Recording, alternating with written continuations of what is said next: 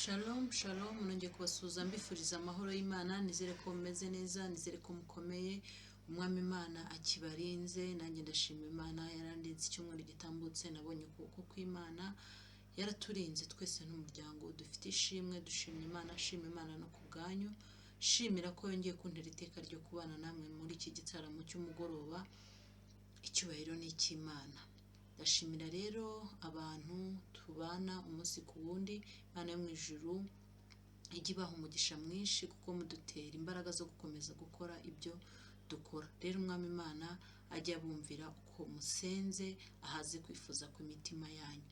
Ari ubwa mbere rero ugeze hano kuri iyi cano, nakubwira nti ugeze ahantu heza, tuvuga imbaraga z'umusaraba, twizera Imana, Umwana n'Umwuka Wera. Intego yacu ni ukuvuga ubutumwa bwiza bukagenda bukagera ku mpera y'isi. Tugendereye ko abantu bongera kumva Imana, bakongera gukunda Imana, tukaronka ubugingo bwinshi kuri Kristo. Rero Imana mu ijuru ibaha umugisha mwinshi. Tugira gahunda zigiye zitandukanye, harimo n'iyo kuwa gatanu no kuwa mbere tuba dufite gusenga kuva mu gitondo saa 12 tukongera na saa 9. Tuba dufite icyifuzo dusengera. Kuwa mbere mu gitondo tuba dusengera icyumweru tugishinganisha. Kuwa mbere saa 9 nimugoroba tukaba dufite icyifuzo dusengera. Kuwa mbere no kuwa kane tugira icyifuzo kimwe tugenda dusengera. Kuwa kabiri no kuwa gatatu tukagira gusobanura inzozi uko umwami Imana adushoboje. Wifuje kubana natwe rero biroroshye, ni gukora subscribe tukajya tubana umunsi ku wundi. Yesu abaha umugisha mwinshi. Turakomeje rero mu gitaramo cyacu cy'umugoroba, umukristo nk'umunyu w'isi. Ubushize twari turimo tuvuga ukuntu amasezerano atoroshye nk'uko twe tubireba, nk'uko twe tubyumva cyangwa se twabitekereza, tuvuga ko atari umuryango ufunguye. Rero uyu munsi nabwo mfite topic nshaka ko tuvugaho, ariko tubanze tujye muri Matayo 5:13. Baravuga ngo muri umunyu w'isi, mbese umunyu nukayuka uzaryoshwa n'iki? Ntacyo uba ukimaze keretse kuwujugunya hanze abantu bakawukandagira. Aha rero niho dukura intego y'iki kiganiro cyacu. Intego yacu ya mbere ni ukugira ngo umukristo adakayuka. Iya kabiri ni ukugira ngo mfate ukuboko tutaza kujugunywa hanze bakadukandagira. Haleluya. Rero umwami Imana adufashe cyane. Reka dusenge. Data, turagushimiye kubw'uyu mwanya mwiza twari turimo tuvuga imirimo yawe, twabonye icyumweru gitambutse habayeho uburinzi bwawe. Imana turabigushimiye.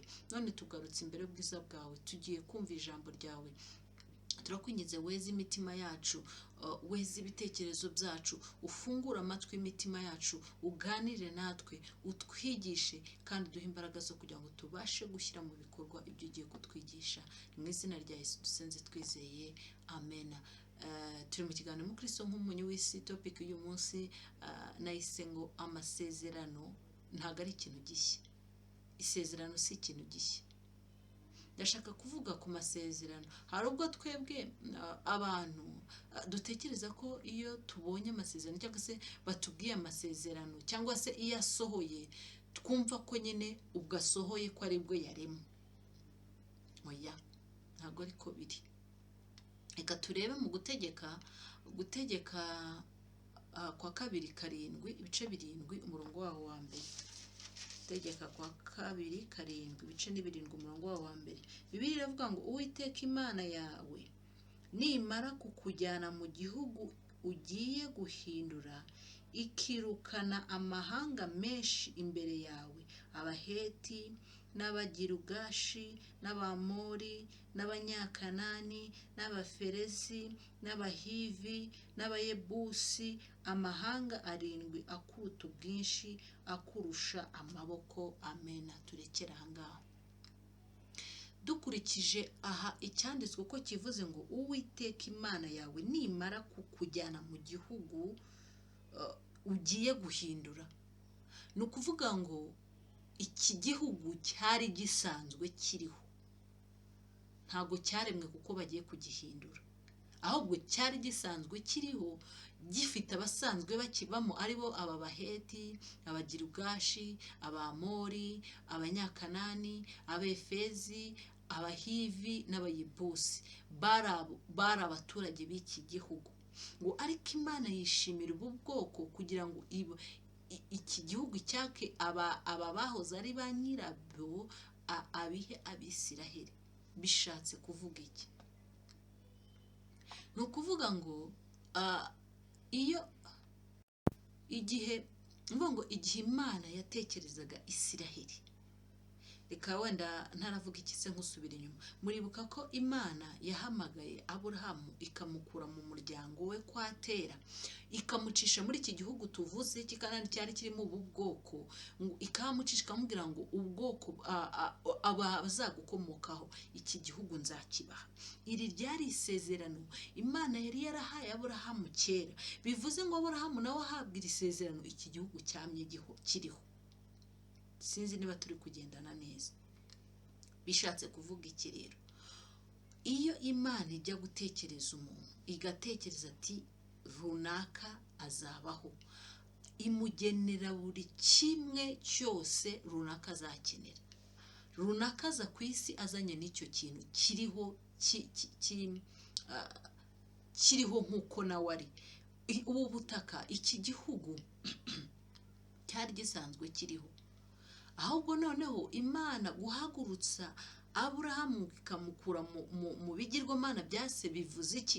Ikora ku maso ye, iramwereka, iravuga ngo iki nacyo cyari mu byo nagutekerejeho, kanguka kuko ibi nabyo biri muri package wazanye nayo ku isi. Va mu bigirwamana bya so, iyi nayo ni package iri mu byo nakugeneye ujya kuza hano ku isi. Niyo mpamvu ngira ngo ukanguke kuko iki gihugu nzagiha abazagukomokaho.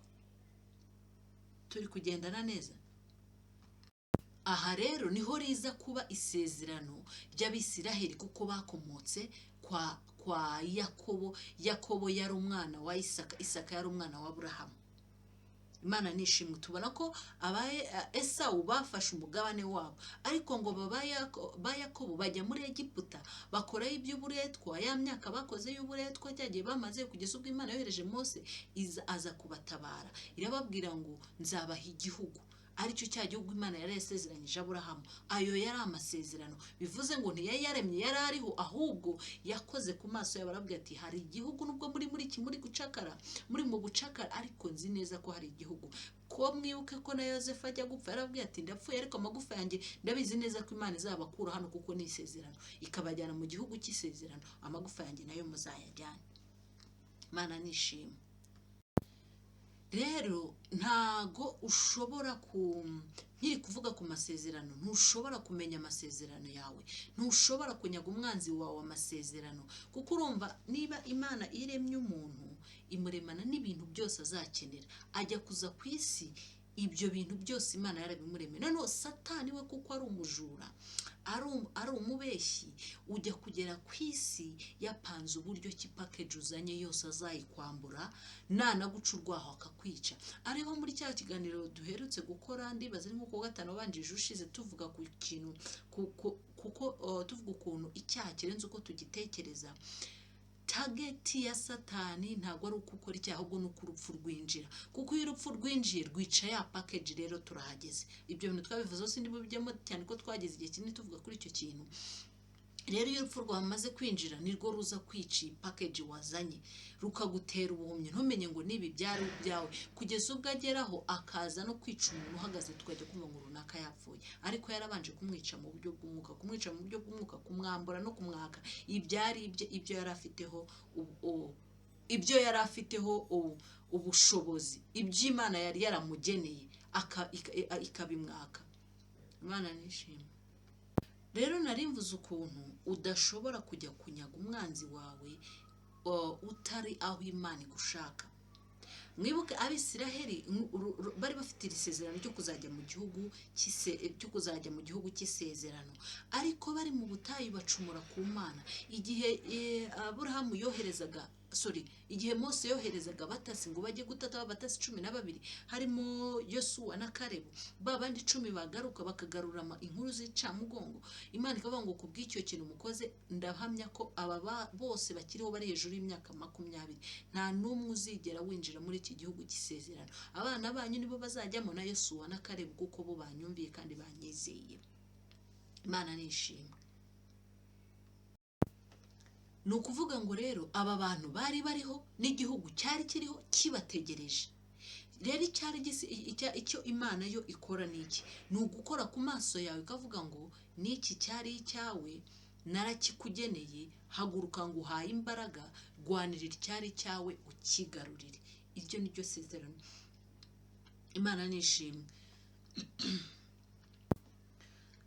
niyo mpamvu ahangaha mvuga iki kintu, kumenya ko ufite isezerano ni ubuntu, noneho no kumenya kurirwanirira n'ubundi, kuko hari nk'umuntu mushobora kwicara mukaganira kumubwira ariko njyewe nta masezerano mfite, nyamara si uko atayafite, ahubwo ntaragirirwa ubuntu bw'uko Imana imukora ku maso nk'uko Aburahamu yagirirwa ubuntu nubwo yari ari mu bigirwamana bya Imana ngo ati haguruka, yamucisha muri kiriya gihugu byari kumwereka ngo kanguka, va mu bigirwamana byo kwaso, bye kuguma kugutwara umwanya, we kuguma kwishingikiriza kuri ariya mafaranga ya papa wawe, we kuguma kwishingikiriza kuri biriya so akora, si ibyo we nakugeneye, hari umugisha wawe, ca muri iki gihugu uko ugiciyemo cyose nzagiha ubwoko bwawe kuko abazagukomokaho, kuko narakikugeneye, kiri mu byo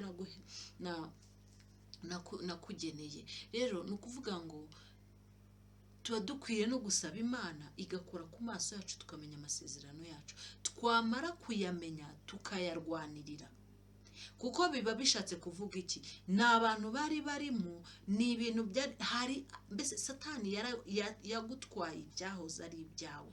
Niba ukangutse rero birwanirire, nutabirwanirira araza kubitwara, kandi si ibyo gusa, araza kukugeraho nawe arakurangiza.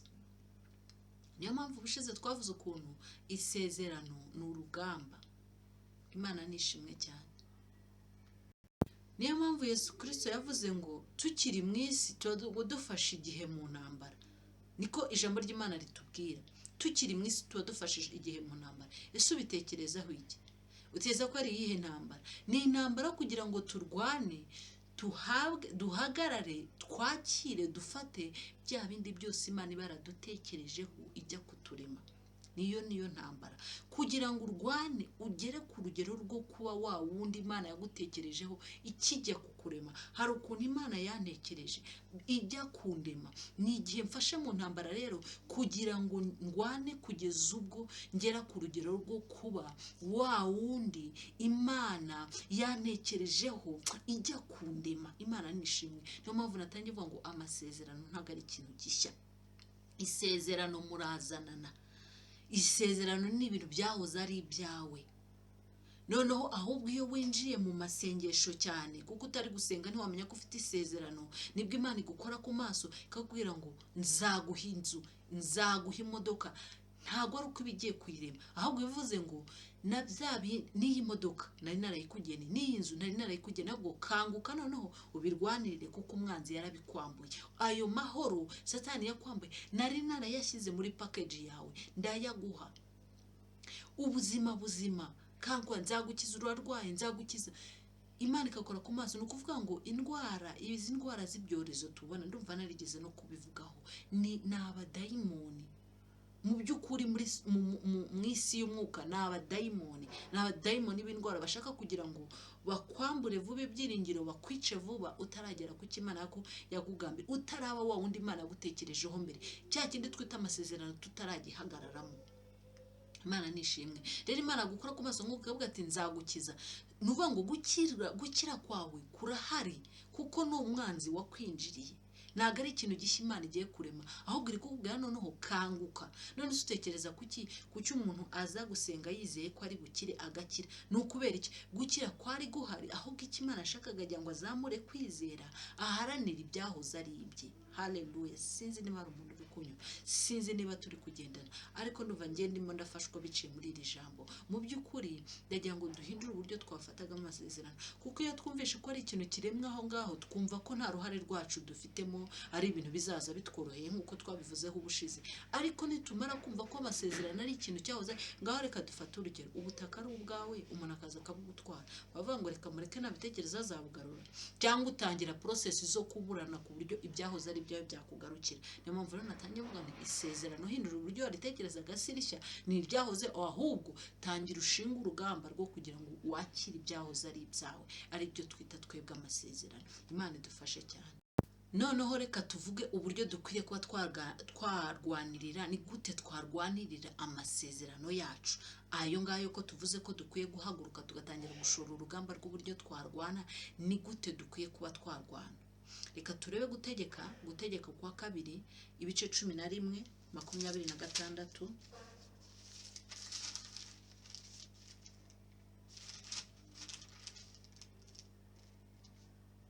Ngo dore uyu munsi mbashyize imbere umugisha n'umuvumo, uwo mugisha muzawuhabwa nimwitondera amategeko y'Uwiteka Imana yanyu mbategeka uyu munsi.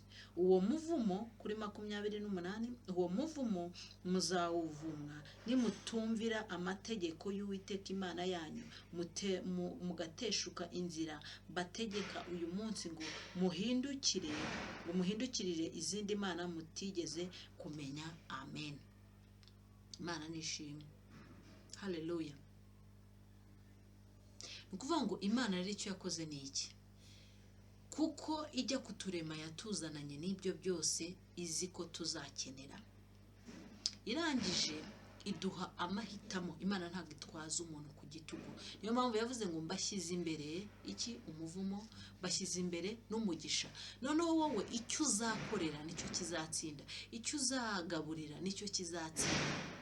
Nugaburira umugisha uzatsinda, nugaburira umuvumo uzatsinda. Noneho rero umugisha tuwurwanirira gute? Tuzarwanirira umugisha gute kugira ngo utsinde? Tuzarwanirira umuvumo gute kugira ngo utsinde? Umugisha tuwurwanirira gute? Turebe mu gutegeka kwa kabiri 11:22. 22 kugera kuri 25 bavuga ngo nimugire umwete wo kwitondera ayo mategeko mbategeka yose, mukanyumvira ngo mukunde Uwiteka Imana yanyu, mugende mu nzira ibayoboye zose, mwifatanye nayo akaramata. Uwiteka azirukana aya mahanga yose imbere yanyu, muhindure amahanga abarusha gukomera amaboko. Ahantu hose muzakandagira hazaba hanyu. Urugabano rwanyu ruzahera ku butayu rugeze kuri Lebanoni, kandi ruzahera ku ruzi Efurata rugeze ku nyanja y'Iburengerazuba. Amen. Imana nishimwe. Rero ukuntu tuzarwanira umugisha n'ubuti nuko tugomba gukora iby'Imana ishaka bidahabanye n'ubushake bwayo. Ngo nidukora ibyo ngibyo ngo nayo izaduha kunesha amaboko yaturushaga imbaraga. Bishatse kuvuga iki? Nituba twakoze ibyo gukiranuka, twanze cyaha, nababwiye uburyo icyaha kirenza kwica amategeko y'Imana. Haleluya. Tuvuga uburyo icyaha ari kibisi ndi bugisubiremo. Utarumvise icyo gitaramo nacyo twakigize kwa gatanu, sinibuka itariki neza, ariko twaragikoze tuvuga ku kintu icyaha kirenze uko umuntu agitekereza. Wajya mu biganiro byacu ukakireba. Nuhunga icyaha ukareka icyaha, ibi nibyo bizakubaho. Ngo kandi aho uzakandagira hose, nivuga ngo ntushobora gukandagira ahantu ngo uhafate ukiri mu cyaha. Tuvuga ukuri niko kuri kw'ijambo ry'Imana. Mu by'ukuri niba uzi ko uri umukozi w'Imana, ukaba uzi ko umugisha uwubona uwukuye ku Mana, warangiza ukiba, mu by'ukuri reba ukuntu uri kwihemukira. Ari Satani n'umukorera, kuko abamukorera barerura bakanakorera izo nzira ze zose, akabaha bwa butunzi bwe batagiriramo amahoro. None wowe witwa ko uri umukozi w'Imana, warangiza bwacya mu kazi ukiba, wamara kwiba ukajya mu rusengero ngo Mana mpumugisha. Tuvugisha ukuri umugisha uzavayo. kuko ari satani yahise akurega kuwukorera, atari kureba wa mukozi wawe ko mbona yibye kandi nanjye akaba atankorera, bimeze bite? Bivuze iki? Ariko wa satani nuhagaze ari no ku Mana, nturi mu by'ukuri uri ahantu hari aho hatendetse mu kirere. Ariyo mpamvu Imana yavuze ngo nidukora ibyo gukiranuka tugakora ibyo ishaka, izaduha kunesha amahanga. Kunesha amahanga yakurushaga amaboko niki? Ni ukunesha satani, ukabasha kumenya ko mu isi y'umwuka hari ibyo yakwibye, ukabasha kugaruza ayo mazu yawe, ukabasha kugaruza abana bawe, ukabasha kugaruza urugo rwawe, ukabasha kugaruza umugabo wawe, ukabasha kugaruza amahoro yawe n'ubuzima bwawe buzima. Ntushobora rero kuzabugaruza igihe cyose utariga gukiranuka. Gukiranuka ku kanini na gato twarabivuze. Ntago wambwira ukuntu uri umukozi w'Imana ukarara amajoro usenga, ukazinduka mu gitondo usenga, warangiza ukarara wikinisha, warangiza uvuga ngo Mana mu mugisha. Bizava heze? Kuko ari kuzimu barakurega, bavuga ati uyu muntu rero nta nubwo tumuzi ko ari uwacu, kuko nubwo niyo uri gusenga urabatwika, muvuga ngo ufitanye ikibazo nabo. Noneho no ku Mana naho uhugiranye ikibazo naho, kandi aribwo bwamukorera, kandi ari nawe ukeneye ko aguha umugisha. Bene data, dukanguke ku maso. Satani aradushuka, we icyo akora arakizi, ariko twaradushuka ugasanga tubuze aho duhagarara, ubuzima bwacu bukarangira nabi, ari twe twabigizemo uruhare. Niba twarahisemo gukurikira Imana, mureke tuyikurikire by'ukuri, dukore ibyo gukiranuka. Kandi ijambo ry'Imana rirambwira ngo nta muntu wigize wiringira Imana wakorwe n'isoni. Rero aya masezerano yacu ariho pe. Umunsi wazaga ku isi 100% ndabiguhamiriza, aya mazu ushaka, izo modoka ushaka, abo bana ushaka, kuri wowe wabuze urubyaro, urwo rugo ushaka kuri wowe warubuze, Imana yararukuremeye pe. Ya ni 100% ndabiguhamiriza. Tungende ku ijambo ry'Imana, yarabikugeneye, birahari. Ahubwo ikintu Imana ishaka, iragira ngo ukanguke ku maso, umenye ko ibyo bintu bihari ari ibyawe. Ayo mavizi ushaka, ibyo bihugu ushaka kuzengurukamo, yarabikugeneye pe, birahari, yarabikugeneye. None ntiyavuze ngo nzaguha amahanga b'umwami wawe? Vuga ngo mu masezerano urabifite. Ariko Imana ishaka iragira ngo ukanguke ku maso. Kandi gukanguka ku maso ni iki? Ni ukureka icyaha n'igisa nacyo, kuvuga ngo nkurikiye Imana, ngewe Mana niki wandemeye kugira ngo mbe cyo? Cyagihe wanekerezaga mu bitekerezo byawe wifuzaga ko mbande, kugira ngo mparanire kuba wampamagariye kuba. Noneho turebe mu Gutegeka kwa 2:11 n'ubundi ku murongo waho wa 13 tugeze kuri 15. Haravuga ngo nimugira umwete wo kumvira amategeko yanjye mbategeka uyu munsi, ngo mukunde Uwiteka Imana yanyu, muyikoreshereze imitima yanyu yose n'ubugingo bwanyu bwose. Nzavubira igihugu cyanyu imvura mu bihe bikwiriye, imvura y'umuhindo n'iy'itumba, kugira ngo musarure imyaka yanyu n'impeke na vino yanyu n'amavuta ya elayo yanyu. Kandi nzamereza amatungo yanyu ubwatsi mu nzuri zanyu, muzarya muhage. Amen. Mwene data, reka nkubwire, iri ni ijambo ry'Imana. Ufite isezerano ry'uko Imana izakumara inzara, izakugira umukire, ariko se uri kurikorera gutereka nkubaze? Twabonye ko isezerano ari ikintu gihari. Isezerano ryavuga ngo ubutunzi bwawe Satani burimo, niwo burimo. Umwanzi wacu ni Satani, ntabwo ari abantu. Satani burimo. Ese uri kubukorera gute? Ko Imana ivuze ngo nidukundisha Imana umutima wacu wose, tugakora ibyo gukiranuka, ngo azatuvubira imvura mu bihe bikwiriye, wo n'amatungo yacu ayahaze, ngo tuzarya duhage. Ni ukuvuga ngo igihe cyose uri kurya ntuhage, menya ngo harimo ikibazo. Icyatumye utarya ngo ntuhage ni icyo cyaha cyinjiye muri wowe. Kimaze kwinjira, we Satani yakinjije atagamije kugira ngo ashaka kwica, ashaka no kukunyaga. Rero niyo mpamvu nawe ugomba gukanguka, ukavuga ngo wacyaha wisohoka muri njye, nta buruhukiro ugifite muri njye, nta buturo ugifite muri njye, kuko nkwiriye guhaguruka ngaharanira ibyanjye. Nta wundi uzabirwanirira, ni njye wo kubirwanirira, kuko isezerano ry'Imana ritweretse ko azaduha turye duhage.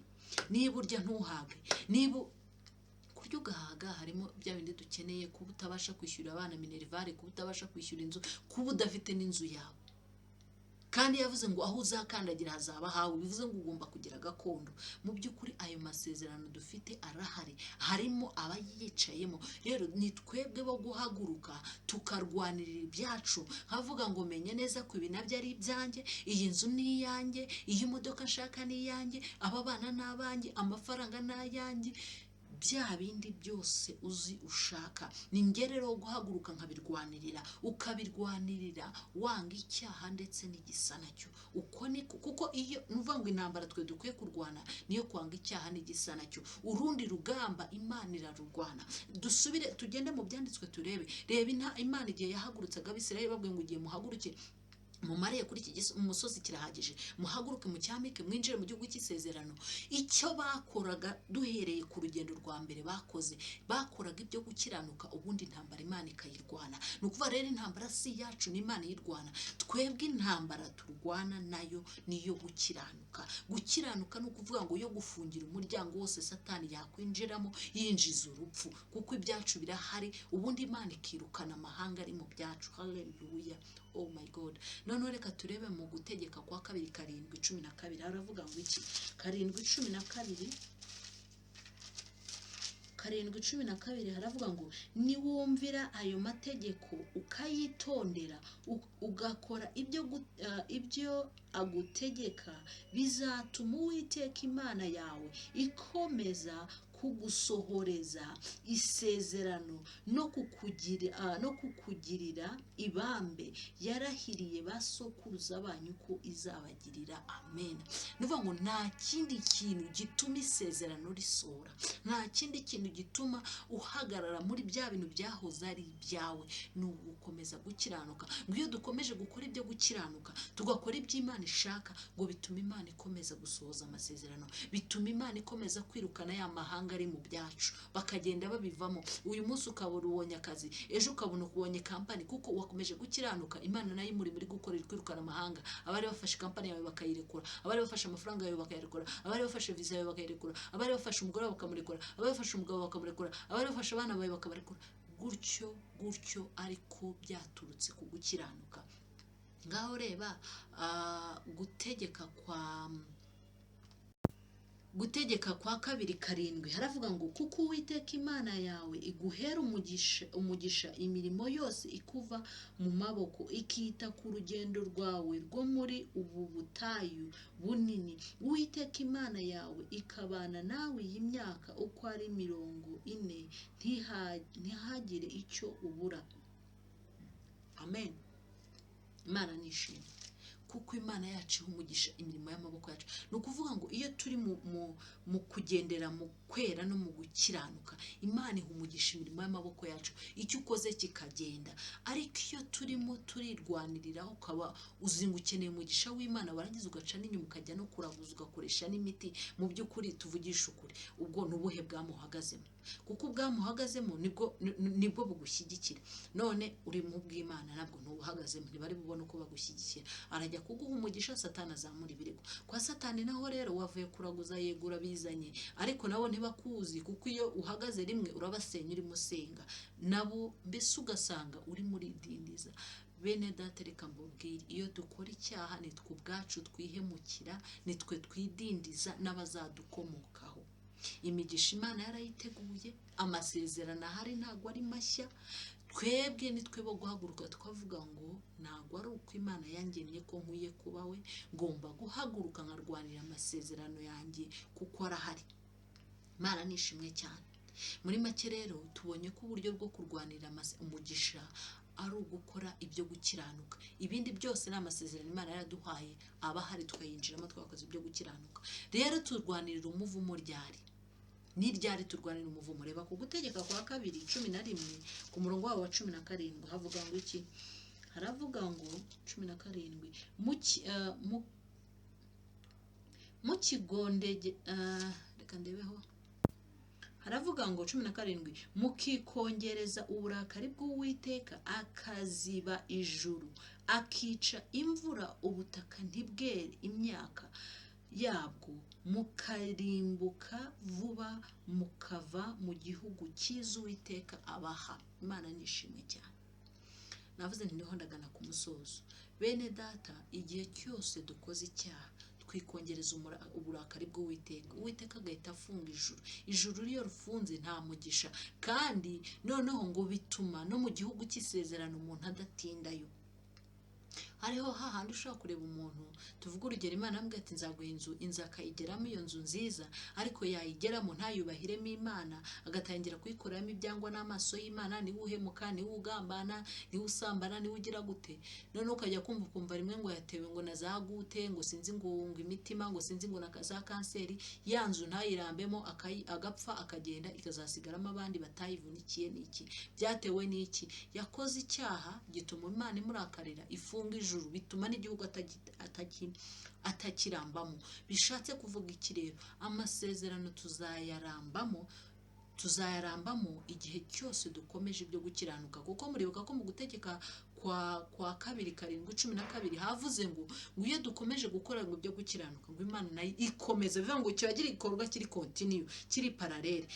Urakomeza ugakiranuka, Imana igakomeza igafungura amasezerano, ugakiranuka igafungura amasezerano, igakiranuka ugafungura amasezerano, wakiranirwa igahita ifunga ijuru, ibintu bigahagarara. Bene data rero, tube maso, amasezerano arahari, ariko ni twebwe bo kuyarwanirira. Kandi no kuvuga ngo iyo uhagurutse ugiye kurwana ugomba kuba witeguye. Imana nishimwe cyane. Amasezerano araharanirwa, ararwanirirwa, kandi ikindi kintu ushaka kukubwira nakwemeza 100%, Imana mu bumana bwayo iba yifuza ko icyo yakugeneye cyose ugihagararamo, kubera urukundo igukunda. Reka mbikwereke, turebe mu gutegeka kwa 2, ndiho ndasoza, kwa 2:11 avuga ngo iki? Kugera kuri turebe 11 iri he? Ngo ahubwo igihugu mujyanwa no guhindura kirimo imisozi n'ibikombe, kinywa amazi y'imvura. 12 ni igihugu Uwiteka Imana yawe ihora ihanze amaso, ihereye ku itangiriro ry'umwaka ikageza ku iherezo ryawo. Amen. Bishatse kuvuga ngo igihe cyose Imana dushyize kuri ino si ihora itureba, ihanze n'amasezerano, bya bindi yatuzananye nabyo, navuze nka package, bya bindi wazananye nabyo. Babona nk'igikarito gifunze nyine kirimo ibintu, uvuga ngo ureba igikarito ukareba n'ibiri muri icyo kintu, nuko umuntu Imana imwohereza imeze. Uvuga ngo ibireba wowe, ireba n'ibyakuzaniye, ngo ihora ibihanze amaso, yifuza ko icyama runaka, icyama Sonia, icyama Esther, icyama akagera muri ibi bintu namugeneye, icyama agakanguka agaharanira ibye, kuko imbaraga nazishyize imbere. Imbaraga zo kugira ngo ibi bintu bimugarukire narazimuhaye, kuko byahoze ari ibye. Burya umuntu iyo aburana ibye aba afite amahirwe menshi yo kubitsindira, aruta wa muntu uri kubirwanira atari ibye. Rero niyo mpamvu Imana ivuga ngo iyo aba yarakangutse gusa, akamenya ko ubwo butware buri muri we, akamenya ko n'ibi bintu nabimugeneye, agahaguruka akabirwanirira. Rero ndashoje, tuvuze byinshi, ariko mu by'ukuri amasezerano yacu arahari, aragutegereje kugira ngo ufate umwanzuro. Nta kundi ufata umwanzuro, ni ukureka icyaha n'igisa nacyo, ukamenya ko imbaraga ziri muri wowe, ugaharanira icyo kintu kugeza ukigezeho, kuko niwo munezero w'Imana, nibyo byishimo by'Imana, kubona ubaye uw'Imana yagutekereje kuba we kera ukiri mu bitekerezo by'Imana. Imana ibahe umugisha mwinshi. Reka dusenge. Data, turagushimye kubw'ijambo ryawe, twumvise byinshi, dusobanukiwe byinshi, Mwuka araduhishuriye. Mana, ndagusaba umbabarire aho narangaye, umwanzi akinjira muri nge, akanyaka ibyari ibyanjye, akaneza ibibazo n'ibigeragezo ndi gucamo muri iki gihe. Uwiteka ubimbabarire. None unkoze ku maso, menye ko nanone mfite imbaraga muri nge zatuma nigarurira iby'umwanzi yanyaze. Kuri aka kanya rero ndasenze mu izina rya Yesu Kristo, kugira ngo wongere ungarukeho Mana, ungarurire n'iby'umwanzi yanyaze mu izina rya Yesu. Ungarurire ayo mahoro, ungarurire ubwo butunzi, ungarurire ayo mavuta, ugarurire izo mbaraga, utugarurire umunezero wacu, utugarurire akamero kacu kamere, kuko wadutekerezaga kera mu bitekerezo byawe.